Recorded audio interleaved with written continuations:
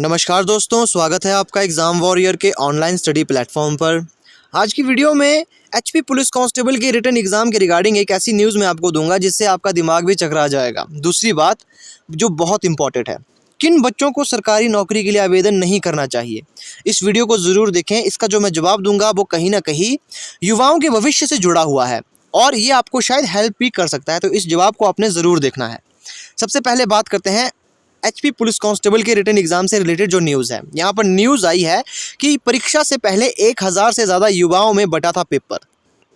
अब एक बात यहाँ पर आप देखिए, 1337 के तकरीबन पोस्टें थी और 1000 पेपर अगर पहले ही लीक हो जाते हैं तो कितनी सीटें बची पढ़ने लिखने वाले बच्चों के लिए। बहुत से स्टूडेंट मेरे पास भी ऐसे हैं जो दिन रात मेहनत करते हैं, तो उन बच्चों का क्या होगा जो दिन रात मेहनत करते हैं, क्योंकि मेहनत करने वाले बच्चों के लिए तो यहाँ कोई रास्ता ही नहीं है। आप जितनी मर्जी तैयारी कर लो, आप सिलेक्ट होंगे ही नहीं। जब 1337 में से 1000 बच्चों के पास पहले ही क्वेश्चन पेपर आ जाएगा तो आपका एग्ज़ाम भरने का फ़ायदा क्या होगा। तो वैसे एग्ज़ाम कंडक्ट करवाने का भी क्या फ़ायदा। तो डिपार्टमेंट को इस चीज़ पर ज़्यादा ध्यान देना चाहिए। सीसीटीवी फुटेज की निगरानी में ही हमेशा एग्ज़ाम होने चाहिए। अगर मैं अपनी राय दूं तो हमेशा एग्ज़ाम आपके जो एचपी में जो भी कॉम्पिटिटिव एग्ज़ाम होते हैं वो ऑनलाइन होने चाहिए। मैं ये नहीं बोलता कि ऑनलाइन में धोखाधड़ी नहीं होती, धोखाधड़ी वहाँ भी है, लेकिन इस लेवल की तो नहीं होगी।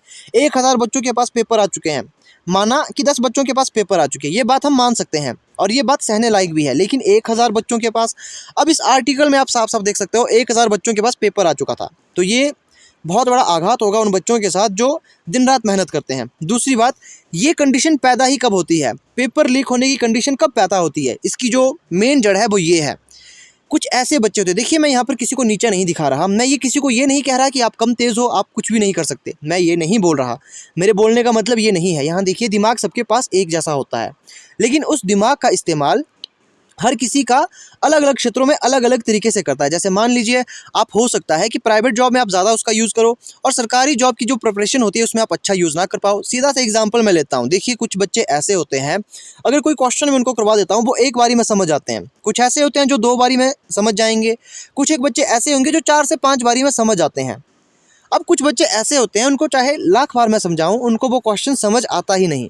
तो ऐसे बच्चों को सरकारी नौकरी के लिए आवेदन नहीं करना चाहिए, क्योंकि यहाँ सिर्फ आपका टाइम वेस्ट होगा और आपको किसी और चीज़ में तैयारी करनी चाहिए। क्योंकि आजकल का जो माहौल है वो ऐसा बन चुका है कि सरकारी नौकरी ज़रूरी है। देखिए, सरकारी नौकरी हर किसी के नसीब में नहीं होती। तो अगर आप कमज़ोर हो थोड़े पढ़ाई में, तो सरकारी नौकरी के अलावा भी हज़ारों ऐसी फील्ड है जहाँ पर आप अपना अच्छा खासा इनकम जनरेट कर सकते हो। बहुत सी ऐसी चीज़ें हैं, सरकारी नौकरी के अलावा भी बहुत सी चीज़ें हैं जहाँ से आप इनकम जनरेट कर सकते हो। तो इस चीज़ों का, इन बातों का ध्यान बच्चों को देना होगा। अब जैसे जो भी यूथ हैं, जो अभी जैसे हिमाचल प्रदेश में जो भी कॉम्पिटिटिव एग्ज़ाम होंगे, बहुत से बच्चे इसके लिए अप्लाई करते हैं। देखिए, अगर आप पढ़ने में उतने तेज़ नहीं हो, देखिए मैं यहाँ पर नीचा नहीं दिखा रहा हूँ, मैं सच्चाई वाली बात कर रहा हूँ, क्योंकि आजकल का जो कंपटीशन है वो आप देख ही सकते हो किस लेवल का है।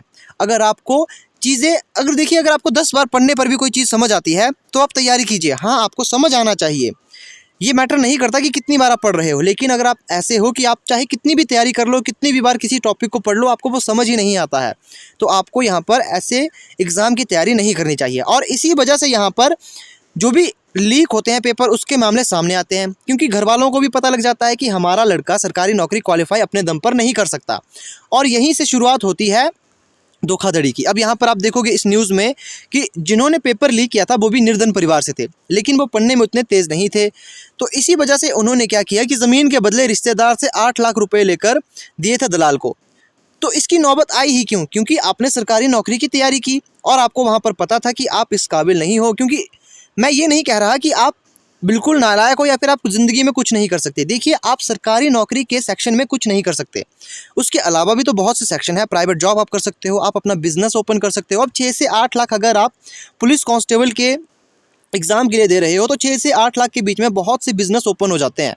तो ज़रा यहाँ पर आप ध्यान लगाइए। अगर अच्छे नहीं हो पढ़ने में तो ज़रूरी नहीं है कि सरकारी नौकरी ही मिले। ये बात मैं बहुत से युवाओं को बहुत समय से कहना चाहता था। मैं ये नहीं कहता कि आप तैयारी मत कीजिए, आप खुद को एक बार कंपेयर तो करिए। आप किसी क्वेश्चन को पढ़िए, किसी टॉपिक को पढ़िए। जैसे मान लीजिए आप पुलिस कांस्टेबल की ही तैयारी कर रहे हो, आप मैथ के किसी क्वेश्चन को पढ़िए। अब देखिए, मैं ये भी नहीं कह रहा कि अगर कोई टॉपिक आपको समझ नहीं आता है तो आपने तैयारी ही नहीं करनी।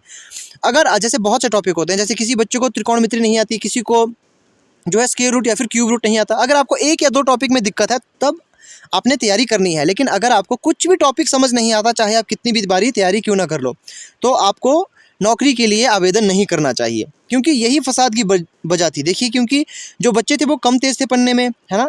सरकारी सेक्टर में जिस प्रकार का कंपटीशन का लेवल है वो उस लेवल को कम्पीट नहीं कर पा रहे थे, तो इसी वजह से घर वालों ने भी ये फैसला लिया। तो थोड़ा सा तो आपको समझना चाहिए कि अगर कंपटीशन का जो लेवल है उसे आप कम्पीट नहीं कर पा रहे हो, आपको चीज़ें समझ नहीं आ रही है 10 बार पढ़ने के बाद भी, तो क्यों उस चीज़ के पीछे पड़े हो। तो ये बात मैं युवाओं को कहना चाहता था। अगर किसी बच्चे को ये बात गलत लगती है तो मैं माफ़ी मांगता हूँ, किसी को मैं ठेस नहीं पहुँचाना चाहता। मैं बस यहाँ पर सच्चाई का मत रखने जा रहा था। जो मैंने कहा कि सरकारी नौकरी हर किसी के नसीब में नहीं होती। सरकारी के अलावा भी हज़ारों ऐसी चीज़ है जहाँ से आप इनकम जनरेट कर सकते हो। तो कुछ एक बातें थी जो मैंने कहनी थी। आई होप आपको ये वीडियो अच्छी लगी होगी। मिलते हैं आपसे नेक्स्ट वीडियो में। बहुत से बच्चों ने मुझे ये सुझाव दिए थे कि आप सर जो एग्ज़ाम में क्वेश्चन आए थे मैथ और रीजनिंग के, वो आप कंप्लीट करवाइए। देखिए, मैं कोशिश करूंगा, मैं हर किसी के कमेंट पढ़ता हूं। अगर रिप्लाई नहीं आता तो आपने बुरा नहीं मानना है। मैं कमेंट जो भी आप करते हो मैं उसे ज़रूर पढ़ता हूं, और जिस चीज़ का मुझे लगता है कि ज़रूरी है रिप्लाई करना उसका मैं रिप्लाई कर देता हूं। अब जैसे आप कहते हो कि सर ये वाला क्वेश्चन करवाइए, तो उसका मैं रिप्लाई नहीं देता, मैं डायरेक्ट उसको नेक्स्ट वीडियो में उस क्वेश्चन को करवा देता हूँ। तो थोड़ी सी बात आप भी समझिए। तो मिलते हैं आपसे नेक्स्ट वीडियो में नेक्स्ट इन्फॉर्मेशन के साथ।